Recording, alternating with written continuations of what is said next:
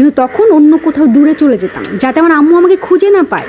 আমার ছোট বোন তো আমার হাত ধরে খুব টানাটানি করতো, চল বাসায় চল, নাহলে আম্মু কিন্তু বকবে, মারবে। আমি বলতাম না, আমি যাব না, তুই যা। তখন আমি ঠিকই একা একা জানো চলে যেতাম, আর আমার আম্মু তখন ঠিক বের হতো, আমাকে খুঁজে বের করতো। আম্মু ভালো করে জানে আমাকে কোথায় পাওয়া যাবে। আর দেখা যেত কি জানো, যেখানে বাড়ির কাজ চলছে, ইট খোয়া পাথরের যে স্তূপ, সেখানে উঠে আমি বসে আছি, খেলা করছি। আম্মু তো ঠিকই আমাকে খুঁজে নিয়ে যেত, আর প্রতিদিনকার মতো ডাল ঘুতনি আর খুন্তির বাড়ি আমার পিঠে পড়তো। তবুও মানতাম না। আসলে আমি সব সময় না জানো নিজের মনের কথা শুনতে পছন্দ করি। আম্মু ভীষণ চিন্তিত থাকতো আমাকে নিয়ে, কারণ শহরে ফ্ল্যাটে অবরুদ্ধ পরিবেশে তার এই মেয়ে এমন হলো কি করে।